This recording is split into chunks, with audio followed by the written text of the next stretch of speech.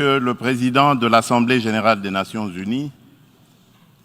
Monsieur le Secrétaire général des Nations unies, Mesdames et Messieurs les chefs d'État et de gouvernement, Mesdames et Messieurs les chefs de délégation, c'est pour moi un grand honneur et un réel plaisir de prendre la parole du haut de cette tribune pour faire entendre la voix de mon pays, la République démocratique du Congo, sur les principales questions qui préoccupent au plus haut point la communauté internationale actuellement. Monsieur le Président, je voudrais néanmoins, avant toute chose, vous féliciter pour votre élection à la présidence de la 77e session ordinaire de l'Assemblée générale des Nations unies. Je suis convaincu que vous donnerez le meilleur de vous-même pour la réussite de cette session et vous garantis tout le soutien de mon pays. Monsieur le Président,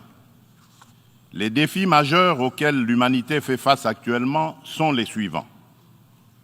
La sécurité et la paix pour tous, la maîtrise des changements climatiques,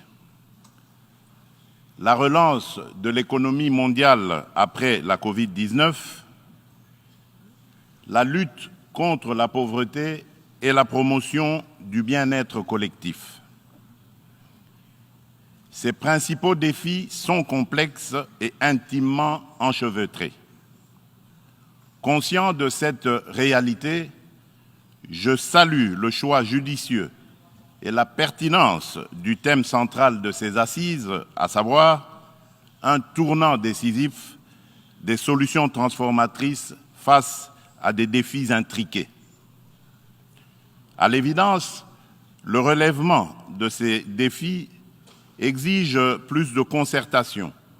plus de coopération et plus de solidarité entre les États et les nations. Le maintien de la paix et la sécurité internationale constituent le fondement et l'objectif primordial de la création de l'Organisation des Nations unies. Ni l'indifférence, ni l'immobilisme, ni l'attentisme de sa part ne sont par conséquent admissibles face à toute menace contre la paix et la sécurité internationale. À ce jour, la question de la sécurité et de la paix internationale se cristallise autour de la lutte contre le terrorisme ainsi que l'extinction des foyers de tension en Europe et en Afrique. En effet, le terrorisme n'a épargné aucun continent. Après l'Asie, l'Europe occidentale, l'Amérique du Nord, il se métastase en Afrique, où il a allumé le feu à plusieurs endroits et notre continent en paye un lourd tribut. Au Sahel, à l'Est, à l'Ouest, au centre et au sud de ce continent, les terroristes tuent par des expéditions barbares des populations innocentes et déstabilisent des États au nom de l'intégrisme religieux. Certes, des progrès remarquables ont été accomplis au Moyen-Orient dans la lutte contre ce fléau qui a battu de l'aile. Cependant, ce fléau est loin de s'essouffler et encore moins d'être éradiqué de notre planète. C'est pourquoi la République démocratique du Congo, une des victimes africaines de ce terrorisme, est membre de la coalition globale contre l'État islamique, interpelle les Nations unies et les exhorte à s'impliquer activement dans la mise en œuvre des recommandations de cette coalition et de celles du processus d'Aqaba. Les déclarations d'intention et les proclamations de foi sans action collective vigoureuse sur le terrain ne suffiront jamais pour éradiquer le terrorisme. Monsieur le Président, au cœur de l'Europe, la guerre entre la Russie et l'Ukraine est une plaie béante dont le saignement atteint même l'Afrique lointaine et perturbe le commerce international à cause des dégâts collatéraux importants, notamment en matière d'approvisionnement en produits céréaliers et énergétiques d'origine ukrainienne et russe, nécessaires à l'alimentation des populations ainsi qu'au fonctionnement des économies des pays importateurs. Il est impératif que les Nations unies interviennent avec diligence et plus de fermeté pour éteindre ce brasier, et ce, dans le respect absolu des règles du droit international. La République démocratique du Congo souscrit à la position de l'Union africaine et appelle toutes les parties au conflit à suivre la voie du dialogue et du droit préconisée par l'Afrique, qui a par ailleurs l'expérience de gestion des crises sécuritaires provoquées par des groupes armés dans certains de ces États. À ce sujet, les Nations unies savent que mon pays, la République démocratique du Congo, est victime d'une crise sécuritaire aiguë qui dure depuis plus de 20 ans à l'est de son territoire national. Tout observateur honnête et de bonne foi reconnaît que cette crise est causée principalement par les convoitises que suscitent ces fabuleuses richesses naturelles et les ambitions de puissance de certains de ses voisins. Le peuple congolais reconnaît l'implication des Nations unies, de l'Union africaine, des communautés régionales africaines, de l'Union européenne et des partenaires extérieurs bilatéraux de la République démocratique du Congo pour juguler cette crise récurrente. Il leur en est reconnaissant et s'incline devant le sacrifice de vaillants soldats de la paix qui ont perdu leur vie au front de la défense des idéaux de paix et de justice. Cependant, en dépit des efforts internes inlassables, de la présence militaire massive de l'ONU au Congo et de son soutien diplomatique pendant 23 ans, le mal sécuritaire continue à ronger mon pays. Afin d'éradiquer définitivement l'insécurité, restaurer une paix durable et assurer la stabilité à l'est de la République démocratique du Congo, plusieurs accords ont été signés avec les groupes armés et même avec les pays voisins, sous la garantie de la communauté internationale. Des mécanismes nationaux et internationaux ont été créés. Toutes ces perspectives de règlement définitif du conflit n'ont duré que l'espace de quelques mois. Vite, l'architecture s'est fissurée et l'édifice s'est écroulé. Et on recommence toujours avec les mêmes tragédies. Depuis mon élection à la tête de la République démocratique du Congo, je n'ai eu de cesse de me battre chaque jour pour la paix et la sécurité dans les provinces congolaises de l'Ituri, du Nord Kivu et du Sud Kivu. M'inscrivant dans une philosophie de réconciliation avec nos voisins, je n'ai ménagé aucun effort pour rassurer les chefs d'État des pays limitrophes et restaurer la confiance entre nous, notamment par la concertation permanente sur des questions d'intérêt commun, la conclusion d'accords de coopération sécuritaire et de partenariat économique et la réalisation de projets de développement pour nos populations respectives. En dépit de ma bonne volonté et de la main tendue du peuple congolais pour la paix, certains de nos voisins n'ont trouvé mieux que de nous remercier par l'agression et le soutien des groupes armés terroristes qui ravagent l'Est de la République démocratique du Congo. C'est le cas actuellement du Rwanda qui, au mépris du droit international, de la charte de l'ONU et de l'acte constitutif de l'Union africaine, a une fois de plus non seulement agressé en mars dernier la République démocratique du Congo par des incursions directes de ses forces armées, les RDF, mais aussi occupe des localités de la province du Nord Kivu par un groupe armé terroriste interposé, le mouvement du 23 mars, dit M23, auquel il apporte un soutien massif, tant en matériel de guerre qu'en hommes de troupes. Et comme pour défier la communauté internationale, le M23, avec le soutien de l'armée rwandaise, a même abattu un hélicoptère de la MONUSCO et tué 8 casques bleus, commettant ainsi un crime de guerre. Je dénonce, en ce lieu emblématique de la vie internationale, avec la dernière énergie, cette énième agression dont mon pays est victime de la part de son voisin le Rwanda, sous couvert d'un groupe terroriste dénommé le M23. Monsieur le Président, l'implication du Rwanda et sa responsabilité dans la tragédie que vivent mon pays et mes compatriotes des zones occupées par l'armée rwandaise et ses alliés du M23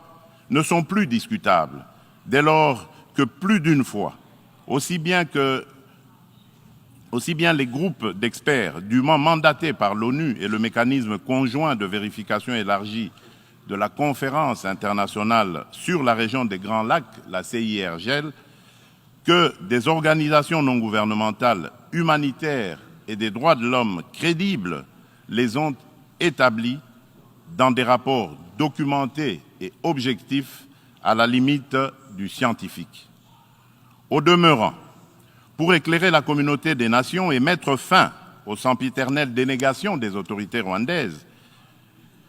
le gouvernement congolais réitère sa demande au président du Conseil de sécurité de distribuer officiellement aux membres du Conseil le dernier rapport des experts de l'ONU sur la situation sécuritaire à l'est de la République démocratique du Congo et de le faire examiner avec diligence par lui afin d'en tirer toutes les conséquences qui s'imposent sur le plan du droit, de la paix et de la sécurité internationale. Il y va de l'image et de la crédibilité de notre organisation. Procéder autrement serait, d'une part, encourager le Rwanda à poursuivre son agression, ses crimes de guerre et ses crimes contre l'humanité en République démocratique du Congo,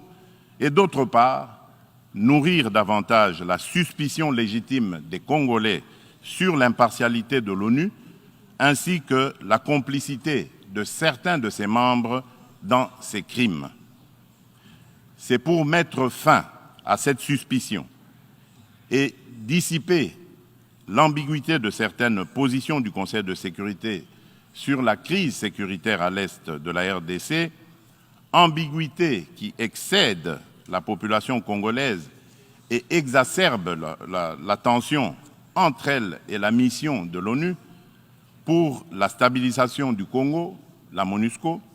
que le gouvernement de mon pays a demandé la réévaluation du plan de retrait progressif et responsable de cette mission.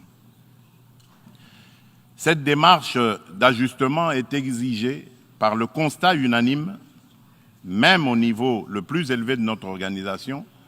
des faiblesses regrettables de la MONUSCO, ce qui affecte certainement l'efficacité et la légitimité de l'action de l'ONU en République démocratique du Congo. La réévaluation du plan de retrait de la MONUSCO ne peut par conséquent nullement remettre en cause les relations entre mon pays et notre organisation. Quoi qu'il en soit, je réaffirme haut et fort à cette tribune de la plus haute instance internationale de gestion des affaires du monde, la détermination du peuple congolais et de ses dirigeants de défendre toujours, jusqu'au sacrifice suprême, l'intégrité territoriale,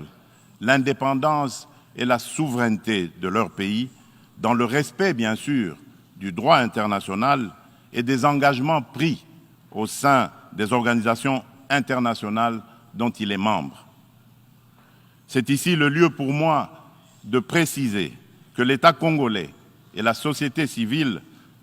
ne permettront jamais à quiconque de tenir le discours de la haine tribale, ethnique et raciale ou xénophobe dans notre pays. La Constitution de la République et les lois congolaises interdisent un tel discours et le sanctionnent sévèrement. Nul ne peut donc prétexter de ce discours imaginaire pour justifier des aventures criminelles au Congo, diviser les Congolais et fragiliser l'unité nationale à laquelle tous mes compatriotes tiennent. La République démocratique du Congo n'est pas et ne sera jamais génocidaire. De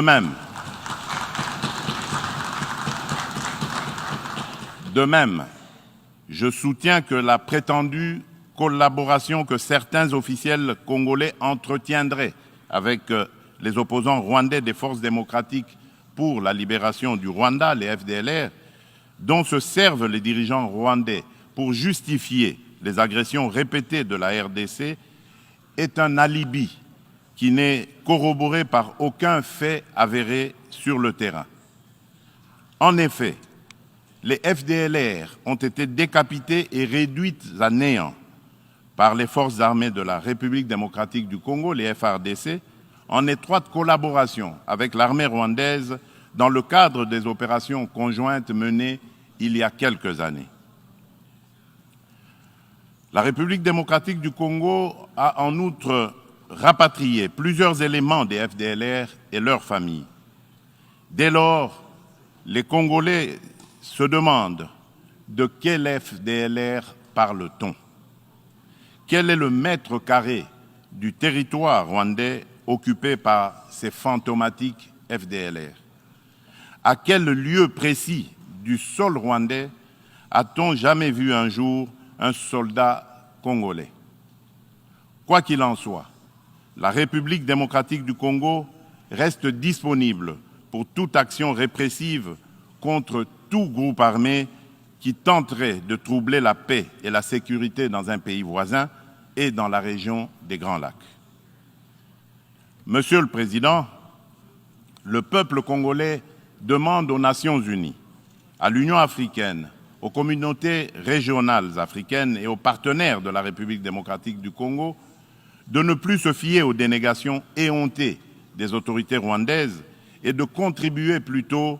au rétablissement de la sécurité, à la construction d'une paix durable et à la création de conditions nécessaires à une coopération fructueuse dans la région des Grands Lacs et pour le bien de tous. À cet effet, il est nécessaire de voir ceci. 1. Rendre effectif le retrait immédiat du M23 des localités occupées, le retour des déplacés congolais de ces localités à leur domicile et la cessation sans condition du soutien de l'armée rwandaise à ce groupe terroriste, selon l'esprit et la lettre de la feuille de route de Luanda, convenue entre la République démocratique du Congo et le Rwanda, ainsi que des déclarations successives du Conseil de sécurité de l'ONU, du Conseil de paix et de sécurité de l'Union africaine, de la Communauté d'Afrique de l'Est, la CAE, et de la Communauté pour le développement de l'Afrique australe, la SADC. 2. Multiplier les pressions sur le Rwanda et le M23, dont les dirigeants sont du reste sous sanction de l'ONU, et montrer plus de fermeté à leur égard pour qu'ils respectent les positions prises par les organisations internationales précitées. 3. Appuyer la poursuite du processus de paix de Nairobi, les discussions de Luanda entre la République démocratique du Congo et le Rwanda et le déploiement de la force régionale de l'Afrique de l'Est, dont le statut et les règles d'engagement viennent d'être signés le 8 septembre dernier à Kinshasa, successivement par le gouvernement congolais et le secrétariat général de la CAE, d'une part, et d'autre part, par les FARDC et le commandement de cette force régionale. 4. Encourager le président honoraire du Kenya, le président Uhuru Kenyatta, et le président de l'Angola, de la République d'Angola, João Lourenço, médiateur de la CAE et de l'Union africaine, dans la crise sécuritaire en République démocratique du Congo à poursuivre leurs bons offices. 5. Lever tout obstacle à la restructuration par la République démocratique du Congo de ses forces armées et de défense, à la montée en puissance de celles-ci pour mieux remplir ses missions régaliennes, notamment par la levée pure et simple de toutes les mesures restrictives de l'acquisition d'équipements militaires, quelle qu'en soit la forme édictée par le Conseil de sécurité de l'ONU. La réalisation des actions préconisées ci-dessus garantira sans doute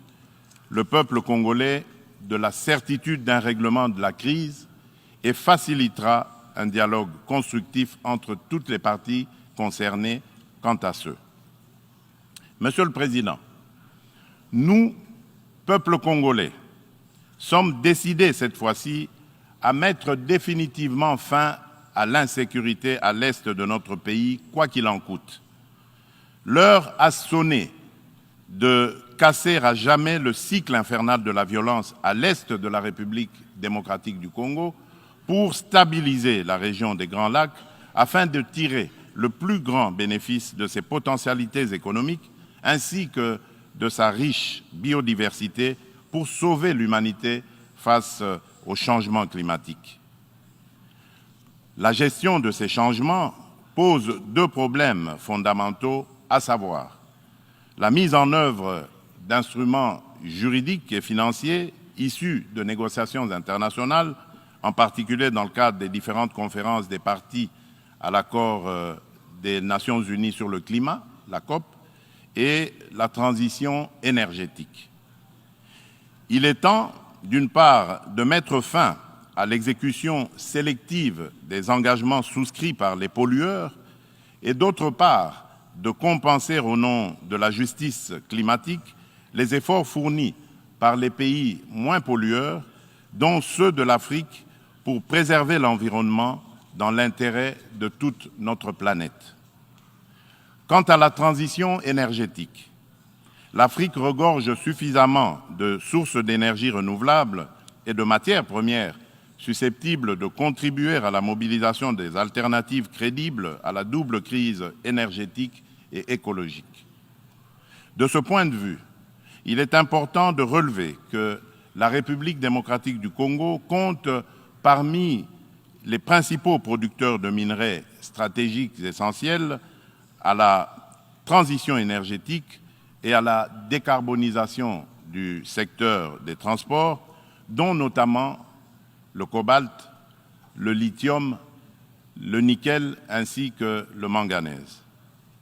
Mon pays s'est fixé comme objectif de produire proprement les 10 minerais à cette fin. C'est dans cette perspective que la République de Zambie et la République démocratique du Congo ont signé le 29 avril de cette année un accord relatif à la mise en place d'une chaîne de valeur dans le secteur de batteries électriques et des énergies propres. Il va sans dire, au vu de l'importance des investissements que requiert la réalisation d'un tel projet, que l'implication des partenaires est particulièrement indispensable, notamment en termes d'apport en capitaux et en technologies adaptées. En outre, afin de soutenir le programme de transformation verte des économies sur le continent africain et de rencontrer la demande d'énergie croissante dans le monde, mon pays a pris l'option de valoriser son immense potentiel en matière d'énergie renouvelable, dont l'hydroélectricité, le solaire, la géothermie et l'exploitation de ces gisements gaziers. De ce fait, la République démocratique du Congo se présente comme un atout à la réalisation de l'agenda 2063 de l'Union africaine à travers la mise en œuvre du projet Grand Inga, lequel pourrait également s'avérer bénéfique pour une partie de l'Europe et du Moyen-Orient.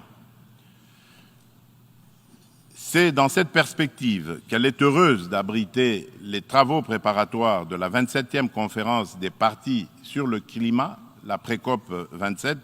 qui se tiendront à Kinshasa le mois prochain. Monsieur le Président, je saisis cette opportunité pour apporter de la lumière sur le volet environnemental de l'appel d'offres lancé le 28 juillet dernier par mon pays pour l'exploration de ces 27 blocs pétroliers et 3 blocs gaziers,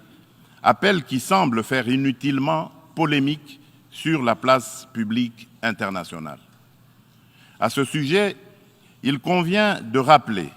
qu'aucun instrument juridique international pertinent ratifié par la République démocratique du Congo ne lui interdit d'exploiter ses ressources naturelles pour cause de protection de l'environnement ou par crainte de l'aggravation du réchauffement de la planète. Ensuite, l'accord de Paris de 2015 reconnaît aux pays en voie de développement le droit d'émettre le CO2 pour le développement,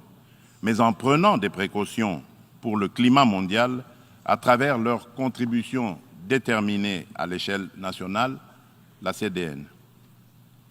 Ainsi, le gouvernement de la République démocratique du Congo s'est fixé comme objectif d'exploiter, dans le respect des normes environnementales, les ressources naturelles du pays et de les transformer localement pour leur donner de la valeur ajoutée et booster l'économie nationale, notamment par la création des richesses liquides et des emplois afin d'améliorer les conditions de vie des populations congolaises. Des stratégies et mesures adéquates ont été adoptées et prises pour éviter des impacts négatifs sur l'environnement. Elles prévoient, à l'instar d'autres pays d'Afrique et d'Europe qui ont relevé ce défi, l'exercice de contrôles gouvernementaux efficaces. Il est question pour la République démocratique du Congo d'atteindre ses objectifs économiques et sociaux en préservant ses forêts et en continuant de demeurer le pays solution pour la lutte contre le réchauffement climatique.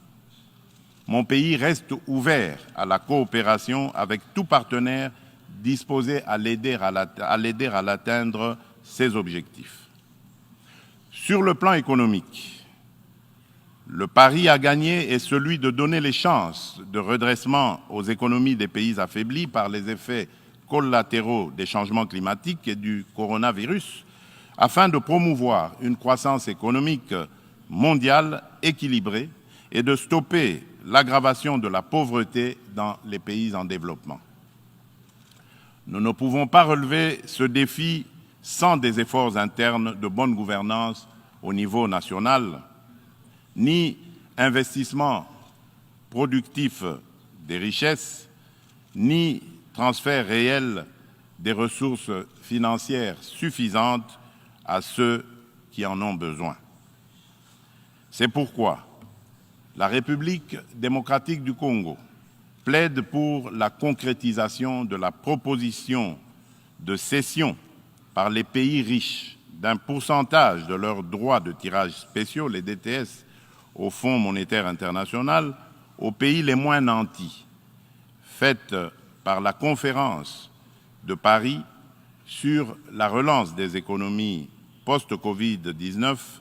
du mois de mai 2021 et appuyée par un engagement ferme du sommet du G20 d'octobre de la même année à Rome. En tout cas, toute facilité d'accès aux ressources additionnelles en faveur des pays éprouvés par les changements climatiques et la Covid-19 sera la bienvenue. De même, l'allègement du fardeau de la dette des pays à faible revenu devra demeurer une préoccupation permanente qu'il convient d'intégrer dans une approche globale de solidarité internationale. Pour sa part, en dépit de la conjoncture économique mondiale difficile par suite des effets pervers de la pandémie de Covid-19, la République démocratique du Congo a enregistré des progrès remarquables en termes de croissance économique. Le rythme de création de richesses s'est accéléré en 2021 grâce particulièrement au dynamisme du secteur minier dont la croissance de la production est passée de 1% en 2019 à 10,1% en 2021 par suite de la bonne tenue des cours du cuivre et du cobalt sur le marché international. Le taux d'inflation et celui de change du franc congolais sont restés relativement stables. Aussi, le Conseil d'administration du Fonds monétaire international a-t-il conclu favorablement la deuxième revue du programme soutenu par la Facilité élargie de crédit. Le Fonds monétaire international a exprimé son satisfecit sur les politiques macroéconomiques prudentes adoptées par le gouvernement de la République démocratique du Congo. Nous poursuivrons inlassablement ces politiques et l'effort d'amélioration du climat des affaires en cours pour promouvoir les investissements privés et les activités économiques en général. Monsieur le Président, la solidarité et la justice dans les relations entre les nations ont toujours été des facteurs de paix et de sécurité mutuelle, car elles rapprochent les hommes et créent des liens d'interdépendance entre eux. À cet effet, la lutte contre la pauvreté et la promotion du bien-être collectif sont des digues puissantes contre les conflits sociaux et les tensions entre les peuples. C'est pourquoi la République démocratique du Congo se félicite de l'action collective menée par la communauté internationale contre la Covid-19 et salue l'initiative des États-Unis d'Amérique, New Feed the Future, pour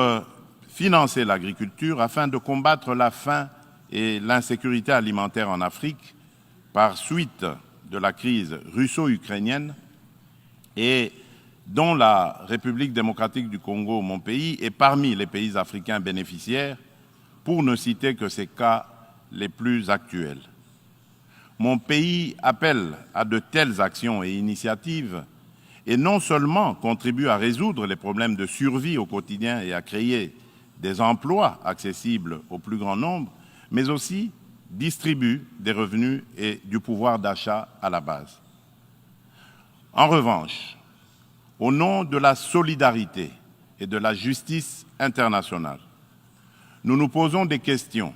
sur le maintien des sanctions contre le peuple du Zimbabwe, des sanctions qui, de plus, datent de l'époque du défunt président Robert Mugabe. Pourquoi notre organisation est-elle si silencieuse et si indifférente à cette injustice, à la limite du crime, contre un peuple innocent? En ma qualité de président en exercice de la Communauté pour le développement de l'Afrique australe, la SADC,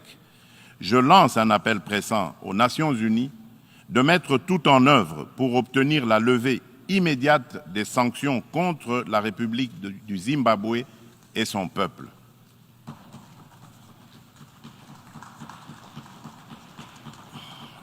Monsieur le Président, dans ce monde multipolaire, aucun pays, aussi puissant et riche soit-il, ne peut prétendre affronter seul les défis que je viens d'exposer ci-dessus, et encore moins les relever dans l'intérêt de tous. L'importance des enjeux, la complexité des problèmes à résoudre et l'ampleur de la tâche exigent une approche multilatérale équitable qui intègre les intérêts d'un chacun et mutualise les énergies de tous dans le respect réciproque. C'est pourquoi la République démocratique du Congo continue à penser qu'il est indispensable de mieux structurer le multilatéralisme et de l'enrichir dans l'égalité de traitement et de toutes les parties prenantes afin de créer des espaces de dialogue et de coopération dont nous avons besoin pour assurer la paix et la sécurité internationale. C'est cela, l'Organisation des Nations Unies que nous voulons. Pour ce faire, il nous faut accorder le bénéfice de l'urgence à la réforme de l'ONU qui semble actuellement marquer le pas. Dans ce cadre, je me fais le devoir d'insister sur la nécessité de satisfaire la revendication légitime et juste de l'Afrique d'être représentée au sein du Conseil de sécurité de l'ONU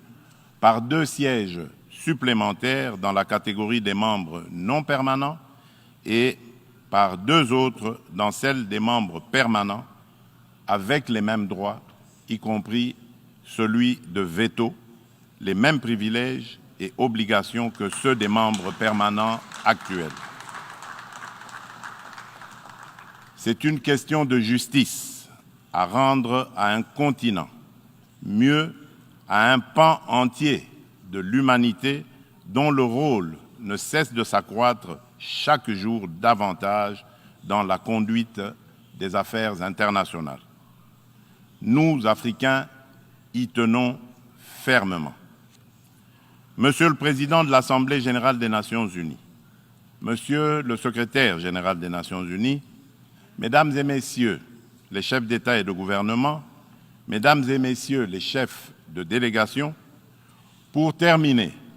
permettez-moi de dire un mot sur la parité homme-femme. À ce propos, il y a lieu d'insister sur la nécessité de poursuivre les efforts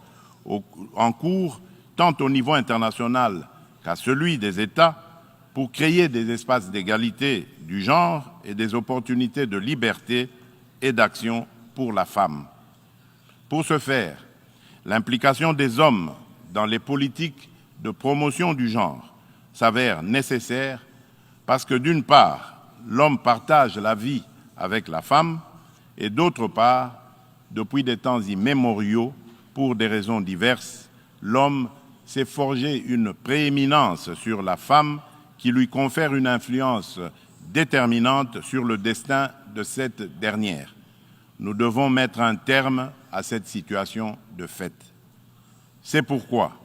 lors de mon mandat à la tête de l'Union africaine,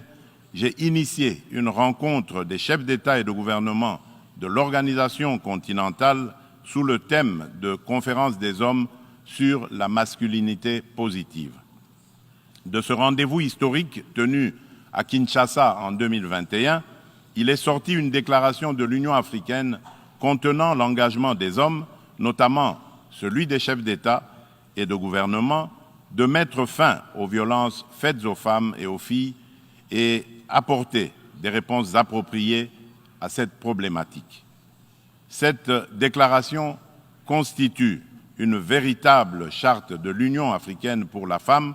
que je m'attelle à matérialiser en ma qualité de champion de l'Union africaine pour la masculinité positive.